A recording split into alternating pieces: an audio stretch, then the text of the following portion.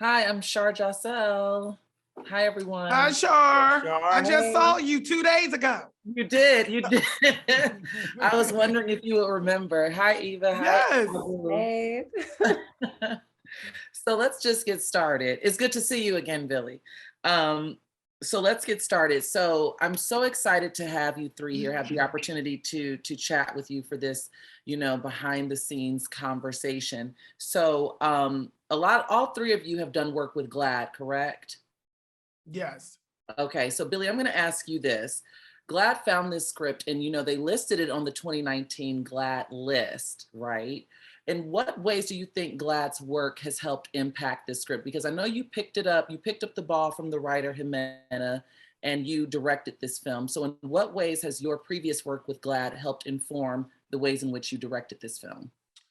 Well, I think GLAAD, I know that GLAAD stands at an intersection of art and film, queer art and film and television, and the authenticity of the storytelling. They've been instrumental in making sure that the needle gets pushed forward in terms of authenticity and the truth for a number of years. I don't know how many, I think it's I don't even know how long, but I just know that they've gotten in the trenches and have made such a difference in the kinds of queer stories that we see.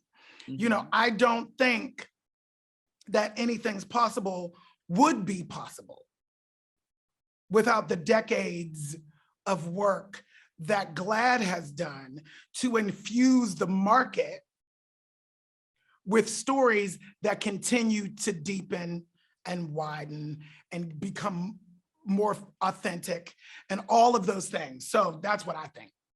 And I know that you've been speaking a lot about trans joy and how specifically, Black trans women deserve, stories that reflect love and light. And even with your past work in Pose, how important was it for you, Billy, to take on this project? And what was really your motivation behind it? Well, for exactly that reason, for exactly the reason that you just spoke, which is, if I can be a part of changing the narrative, that narrative, which is, if you're queer, you're gonna live a horrible life. If you're queer, you're gonna live a painful life. It's like, we have to see other versions of that.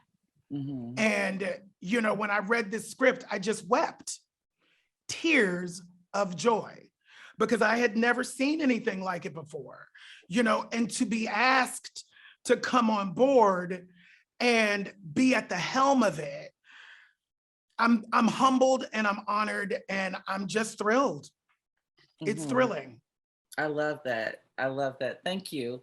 Now, Abu, local PFLAG chapters, which is parents, families, and friends of lesbians and gays, will be watching this. They will be watching this interview. And I'm interested to know, what message do you have for them as allies moving forward? What do you want them to feel when they watch this film? What message do you have?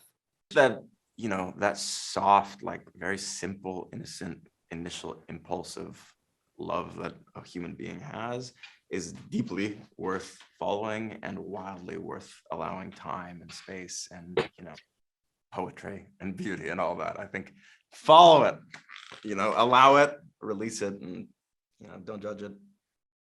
I love that. Eva, how difficult was it for you to step into your first acting role? I know that you've kind of touched on this in prior interviews, but with you having a background that's not necessarily in, acting or theater or music, like you do a lot of journalistic and editorial work. What was that transition like for you to step into this role as Kelsa? It really wasn't too difficult. I mean, I think it was a bit of a shock just being like, oh my God, I'm the star of a movie now, what just happened? But this is something that I've always wanted to focus on. And, when I was younger, I did a lot of theater, and it wasn't, basically somewhere along the line, I was told that because I'm trans and because I'm trans feminine, that I wouldn't have any space in the world of acting. So it's something that I sadly had to put aside for the time being. Mhm. But, you know, throughout my time working in journalism, I've been taking acting classes and I've been trying to get my foot in the door in any way possible. Not to say possible, but yeah. And yeah, so I mean, having this be my first project and getting to work with Abu as my lead and working with Billy as my director, but also my mentor, teacher, and friend, I feel very, very fortunate. I feel that I had everything right there for me to pick up and just take on this role. The only thing that was standing in my way was really just myself and the voices of people who tried to tell me otherwise. So Mhm. yeah. And I'm interested in knowing how your own lived experience as a Black woman who's trans helped inform how you approach this role. Yeah, having the chance to play Kelsa is something that I will always value and always honor because Kelsa represents a side of being a Black trans girl that we haven't seen before, but Mhm. she's very much someone who exists, you know. I think people might think that just is totally fictional. And, you know, obviously this is a work of fiction, but, you know, Billy has said 1,000 times, this is grounded in truth, Mhm. right? So bringing Kelsa to life, it's something that I really got to play with, you know, I got to think about the parts of myself that I haven't seen on screen, but also, you know, I thought about, okay, you know, if I was like 12 again and I was trying to find self, who would I want to see? Who would make me feel inspired? Who would make me feel strong and valid and really just like affirmed, right? And Mhm. also, you know, like who is it that I want to be once I do become a senior in school, right? And Mhm. Kelsa really is the chance to take all of those pieces and meld and really just meld them into this beautiful person. Billy, how important was it for you to really kind of showcase the community and when I say community, I mean community around the character of Kelsa, not necessarily the LGBT community, but just Mhm. like Kelsa having, I guess like a well-rounded group of friends and the support from her mother. How important was it for you as a director to make that, I guess a hallmark of the film?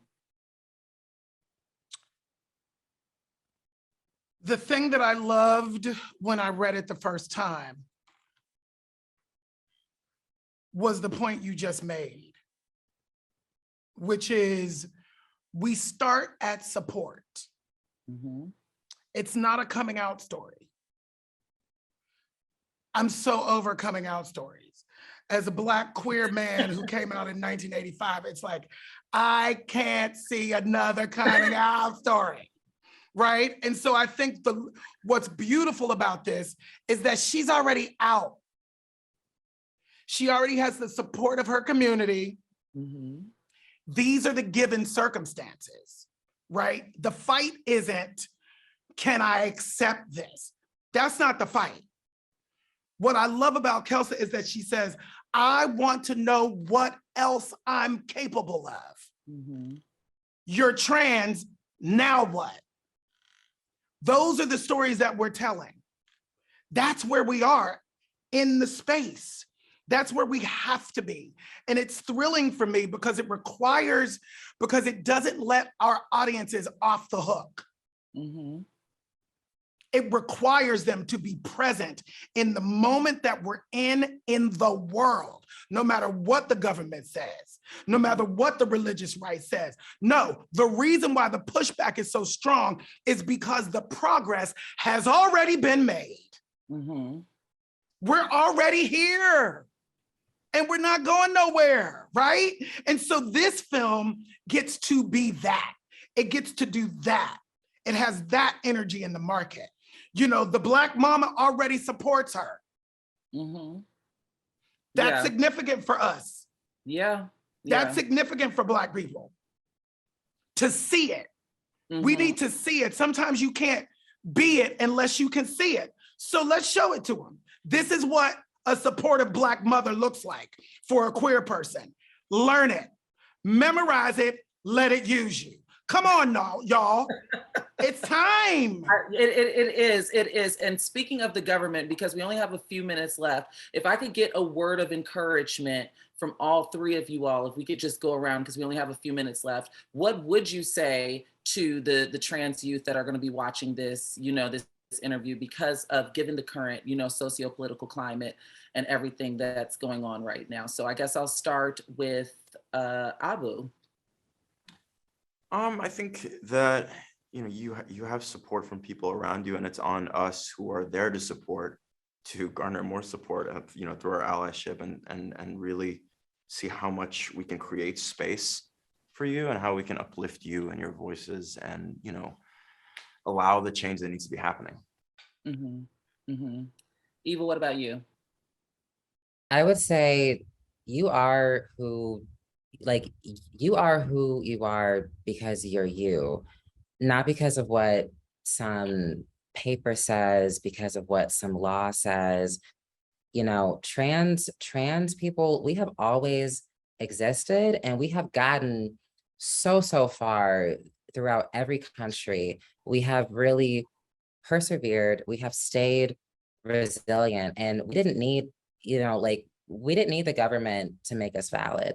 You know, we just needed to know who we are. So to every trans kid out there, you know who you are. Other people might be trying to tell you otherwise. They, you know, put ban your body. They're trying to stop you from playing sports. They're trying to stop you from using the bathroom.